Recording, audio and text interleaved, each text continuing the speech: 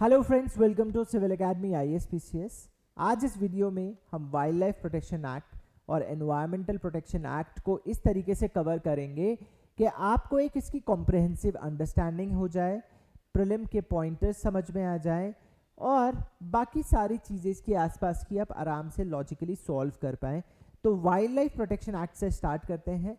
हम इन एक्ट्स में सबसे पहले इसका बैकड्रॉप समझेंगे, यानी किन कंडीशंस में ये एक्ट्स को लेजिस्लेट किया गया, भारत को ऐसी क्या ज़रूरत थी कि ये एक्ट्स उन पर्टिकुलर टाइम्स पर आए, और इसके बाद हम समझेंगे क्या ये एक्ट्स सिमिलर एक्ट्स हैं, what are the key differences, and अगर बहुत ज़्यादा सिमिलर हैं तो क्या इन एक्ट्स को रैशनलाइज करने की ज़रूरत है या नहीं। तो आइए शुरू करते हैं सबसे पहले वाइल्ड लाइफ प्रोटेक्शन एक्ट 1972 से। तो बैकड्रॉप क्या है? आज़ादी के बाद भारत की ज़रूरत क्या थी? आज़ादी के बाद भारत की ज़रूरत थी भूख, लोगों की भूख को मिटाना और उनको नौकरियां देना। तो इस दिशा में भारत में रैपिड इंडस्ट्रियलाइजेशन हुआ। रैपिड इंडस्ट्रियलाइजेशन के चलते आपको पता है डेवलपमेंट और जो एनवायरमेंटल प्रोटेक्शन है वो एक लाइन में नहीं चलते, they are two opposite poles. अगर हम विकास के बारे में बात करते हैं तो पर्यावरण को क्षति तो पहुंचनी ही पहुंचनी है। तो इंडिया उस टाइम पे पूरी तरह फोकस था इंडस्ट्रियलाइजेशन पर, और एक चीज़ जो कमी रह गई, इंडस्ट्री से निकलने वाले वेस्ट, इंडस्ट्रियलाइजेशन की वजह से होने वाला लैंड एक्विजिशन और उसके वजह से होने वाला habitat loss, declining wildlife population, इन सारी चीज़ों को एक्नॉलेज करने के लिए कोई भी लेजिस्लेशन, रूल्स या गाइडलाइंस प्रॉपर्ली मेंटेन मौजूद नहीं थी। तो उस सिनेरियो में इंटरनेशनली एक कॉन्फ्रेंस होती है, उस कॉन्फ्रेंस का नाम था स्टॉकहोम कॉन्फ्रेंस 1972। अब ये जो स्टॉकहोम कॉन्फ्रेंस 1972 है, ये एक तरह का इंटरनेशनल प्रेशर क्रिएट करती है कि हर देश के पास कम से कम अपने घरों में, अपने देशों में एक डोमेस्टिक ऐसा लॉ होना चाहिए जो वाइल्ड लाइफ प्रोटेक्शन के बारे में एटलीस्ट बात करे, उसको कवर करे। तो यहाँ पर लेजिस्लेट होता है हमारा वाइल्ड लाइफ प्रोटेक्शन एक्ट। तो इस एक्ट के फीचर्स मैं आपको थोड़े बहुत बता देता हूँ। जैसा कि नाम में लिखा है वाइल्ड लाइफ, वाइल्ड लाइफ में क्या आता है? All the living organisms, B it plants, B it animals, birds and everything, उनकी कंजर्वेशन के बारे में बात की। अब जब उनको कंजर्व करना है तो उनका हैबिटेट जहां वो रहते हैं वो भी आप कंजर्व करोगे। तो यहाँ पर वाइल्ड लाइफ प्रोटेक्शन एक्ट के तहत conservation reserves, national parks, wild life sanctuaries notify हुई। तो ये चीज़ याद रखना बहुत मुश्किल नहीं है, इट इज़ क्वाइट लॉजिकल।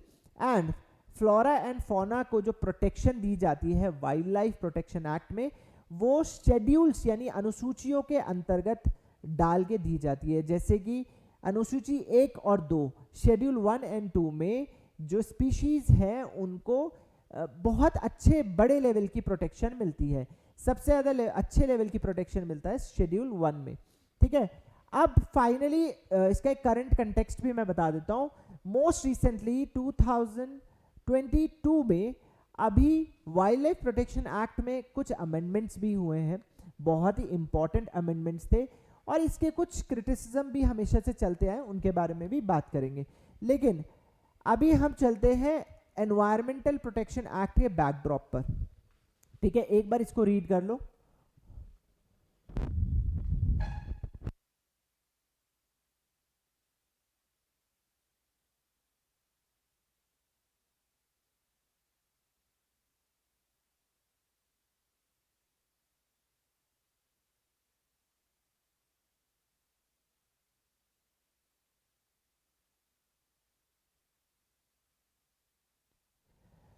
ठीक है, आई होप आप लोगों ने पढ़ लिया होगा। इसके बाद हम आगे बढ़ते हैं एनवायरमेंट प्रोटेक्शन एक्ट 1986।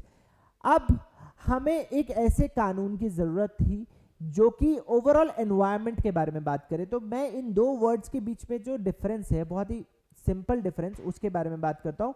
देखो, वाइल्ड लाइफ जो है वो सिर्फ लिविंग ऑर्गेनिजम्स को अकाउंट में ले रही है, और यहाँ पर जो एनवायरनमेंट के बारे में जब हम बात करते हैं तो वो living organism, non living organism, that is atmosphere, hydrosphere, lithosphere, और उनसे related pollution, hazardous waste, chemical waste, ये सारी चीजें इसके अंदर आ जाती है। तो एक अम्ब्रेला एक्ट बनता है, उसका नाम है एनवायरमेंट प्रोटेक्शन एक्ट।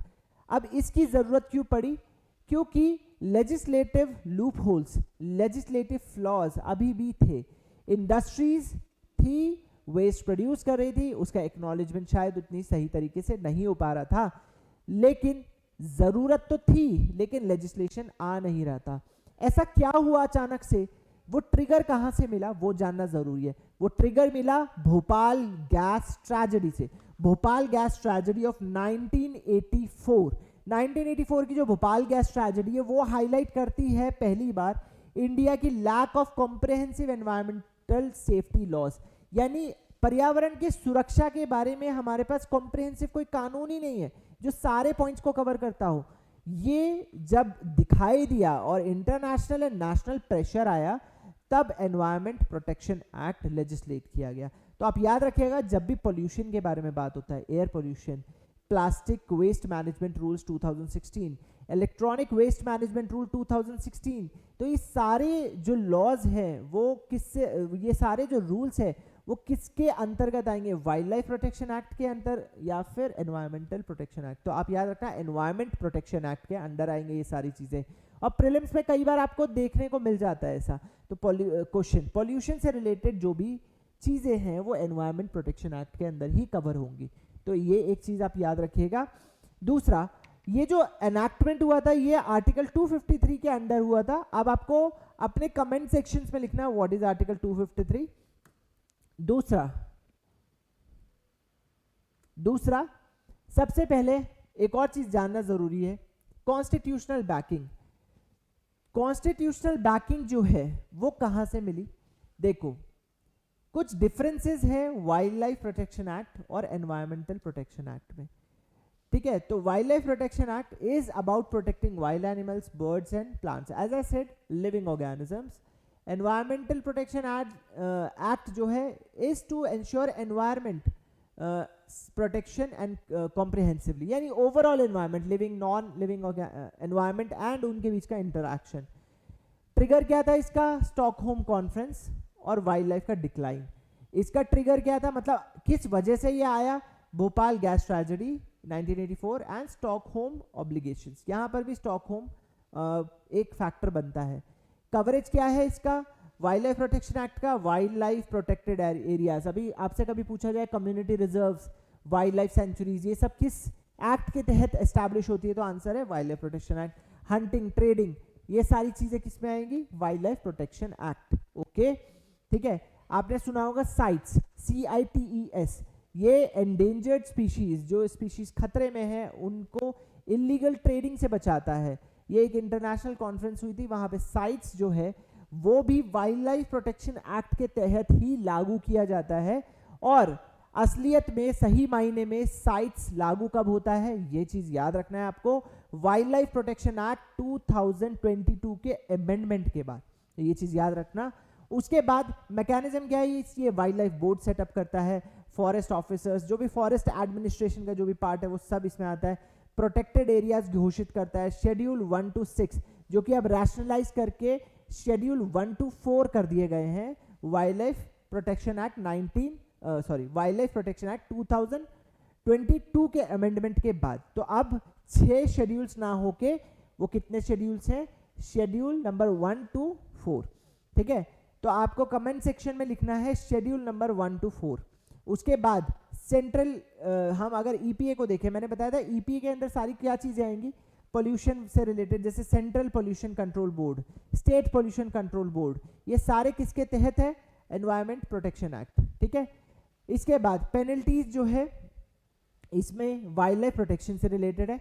शेड्यूल 1 के किसी एनिमल को अगर हंट किया जाता है या कुछ भी उसके साथ गलत होता है तो आपको स्ट्रिंजेंट यानी बहुत ही टफ पनिशमेंट मिल सकती है। यहाँ पर थोड़ा वेरिएबल है। ठीक है, फिर अप्रोच, यहाँ पे स्पीशीज स्पेसिफिक यानी स्पीशीज प्रजातियों पे ज्यादा ध्यान दिया गया है, और हैबिटेट्स के ऊपर। यहाँ पर मीडिया स्पेसिफिक यानी जिस हैबिटेट में रहते हैं, जैसे हम हवा, पानी, सॉइल, ब्रॉडर इकोसिस्टम के ऊपर यहाँ पर बात होती है। तो these are the differences very important for your exam. ठीक है, आई होप आपको समझ में आया होगा। अब सवाल है क्या इनको रैशनलाइज करना चाहिए या नहीं, क्या इनके बीच में कोई सिमिलैरिटीज है, क्या वाइल्ड लाइफ प्रोटेक्शन एक्ट और एनवायरमेंट प्रोटेक्शन एक्ट दो अलग अलग एक्ट्स ना होकर उनको मर्ज किया जा सकता है, ये मेरा सवाल था। तो उस सवाल का जवाब भी यहाँ पर लिखा है। देखो स्कोप तो जरूर है, स्कोप तो जरूर है, ऐसा है क्योंकि कई बार ऐसी चीजें होती है कि एडमिनिस्ट्रेशन सिर्फ इस वजह से एक्शन नहीं ले पाता, उनको ये कंफर्म नहीं होता है कि हमारे एक्शन लेने के लिए हमें WPA का सहारा लेना है या EPA का सहारा लेना है। तो ये होता है ओवरलैपिंग जुरिस्डिक्शन के केस में, जैसे फॉरेस्ट, बायोडाइवर्सिटी, वेटलैंड और इकोसिस्टम, ये मल्टीपल लॉज के अंदर आते हैं। WPA में भी कवर हो रहे हैं, EPA में भी कवर हो रहे हैं, फॉरेस्ट एक्ट में भी कवर हो रहे हैं, बायोलॉजिकल डाइवर्सिटी एक्ट में भी हो रहे हैं। इसका एक एग्जाम्पल भी मैंने दिया है। मान लीजिए एक टाइगर रिजर्व है जो कि किस में कवर होगा, WPA में। मैंने बताया जितने भी रिजर्व वगैरह है, प्रोटेक्टेड एरियाज हैं, वो WPA के अंदर कवर होते हैं, ठीक है।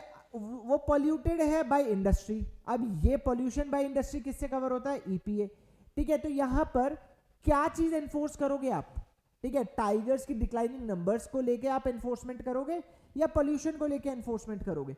तो यहां पे ओवरलैपिंग देखने को मिलती है, इस वजह से रैशनलाइजेशन की जरूरत है। और आपने देखा इसकी वजह से कॉम्प्लेक्सिटी हो जाती है, फ्रैगमेंटेशन हो जाता है, ठीक है, multiple authorities with scattered mandates. अब जब अलग अलग बॉडीज यहाँ पे काम करेंगी, वहां पे पोल्यूशन कंट्रोल बोर्ड काम करेगा, यहाँ पे फॉरेस्ट ऑफिसर्स उनका एडमिनिस्ट्रेशन काम करेगा, तो मल्टीपल अथॉरिटीज और उनके मल्टीपल ऑर्डर्स, उनके मैंडेट्स, तो एक कंफ्यूजन क्रिएट होता है, ठीक है, हार्मोनाइजेशन नहीं होता और एडमिनिस्ट्रेटिव बर्डन भी बढ़ता है। इवन एडमिनिस्ट्रेटिव बर्डन जब भी बढ़ेगा तो सरकारी खर्चा भी बढ़ेगा, ठीक है, तो वो बिल्कुल सही नहीं है। इंटीग्रेशन फॉर क्लाइमेट रेजिलेंस, अभी देखो हमें एक ऐसे होलिस्टिक कानून की जरूरत है, ऐसे कॉम्प्रहेंसिव लॉ की जरूरत है जो कि wild life, habitat, climate, pollution को एक साथ कवर कर रहा हो, ठीक है। तो वो जरूरत है because these all things are inter related.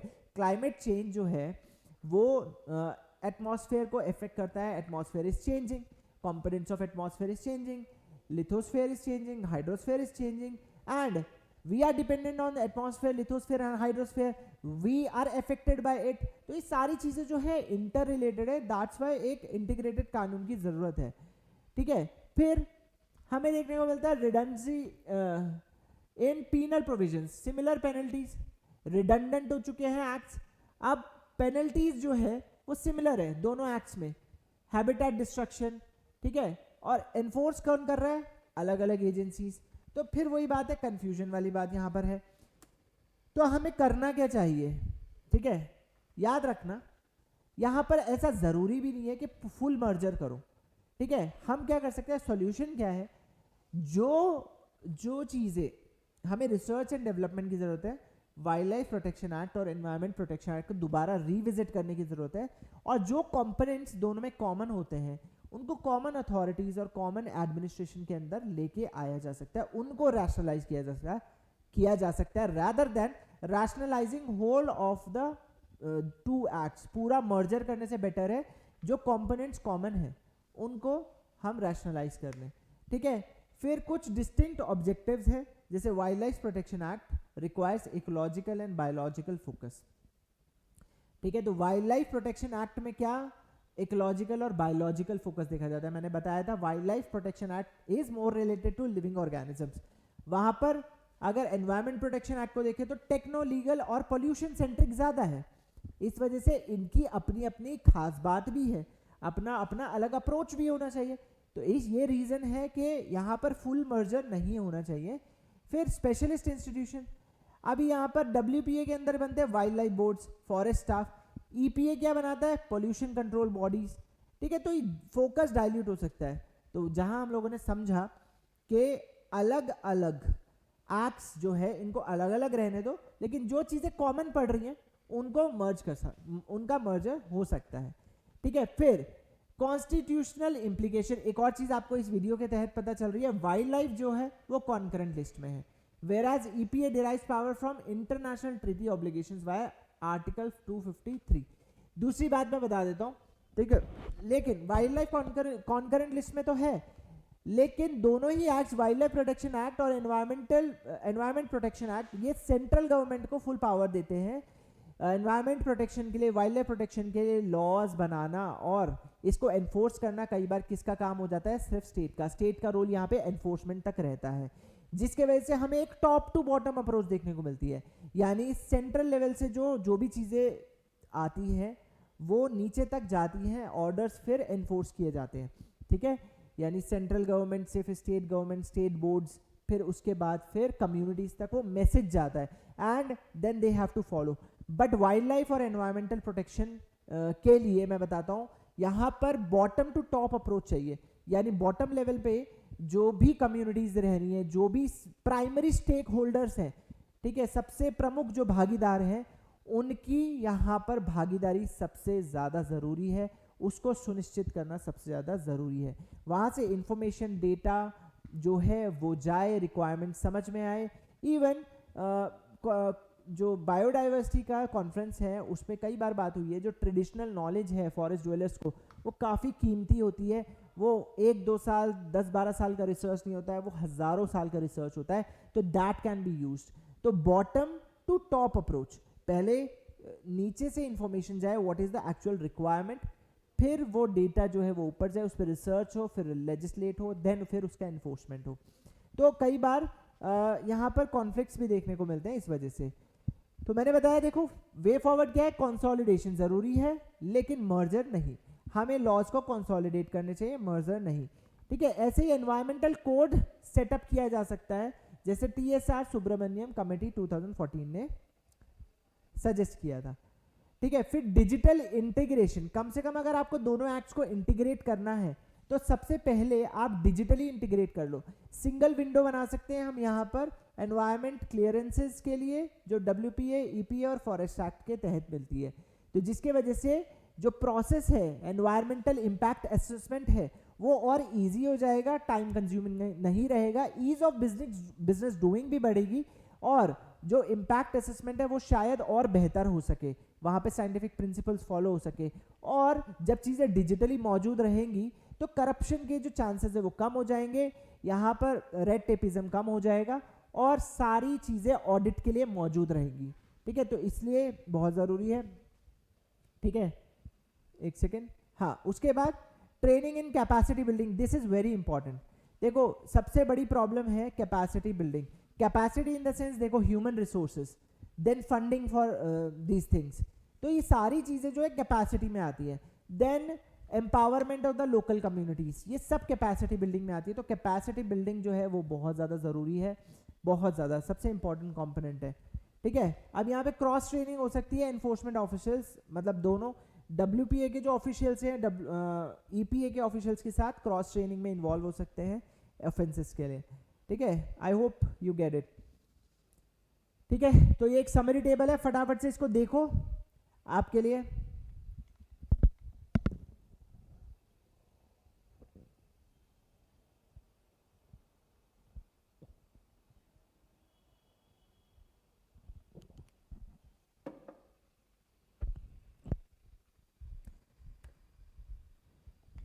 I hope ये वीडियो आपके बहुत काम आएगी। हमने वाइल्ड लाइफ प्रोटेक्शन एक्ट और एनवायरमेंट प्रोटेक्शन एक्ट बहुत अच्छे से कवर कर लिया इस वीडियो के साथ। इस दृष्टिकोण से शायद नहीं करते हैं हम, तो अब हमें हर चीज़ याद नहीं करनी पड़ेगी, हम लॉजिक समझ चुके हैं।